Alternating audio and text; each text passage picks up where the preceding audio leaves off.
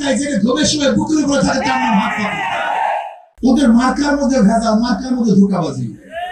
যারা নৌকা নির্বাচন করে নিজের নৌকা চালাতে পারে না, যারা ধানের শীষে নির্বাচন করে নিজেরা ধান কাটতে পারে না, যারা নাঙ্গল নির্বাচন করে নিজেরা নাঙ্গল চালাতে পারে না, নাঙ্গল বইতে পারে না, নৌকা চালায় কারা? গরিবরা। ধান কাটে কারা? কথা বলে। নাঙ্গল চালায় কুড়াল দিয়া কাঠ ফাড়ে কারা? গরু গাড়ি চালায় কারা? সব মার্কেট মানে গরিবদের, কিন্তু যারা নির্বাচন করে একটাও গরিব না।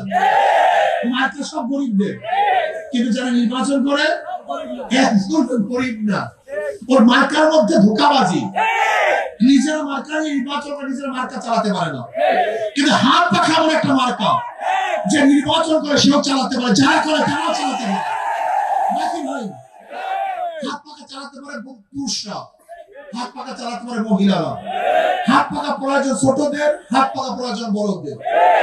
হাত পাখা প্রয়োজন গরিবদের, হাত পাখা প্রয়োজন ধনীদের। হাত পাখা চালায় মুসলমান, হাত পাখা চালায় হিন্দু, বৌদ্ধ, খ্রিস্টান। তার মানে কার মার্কা ঘুমের সময় বুকের উপর থাকে না।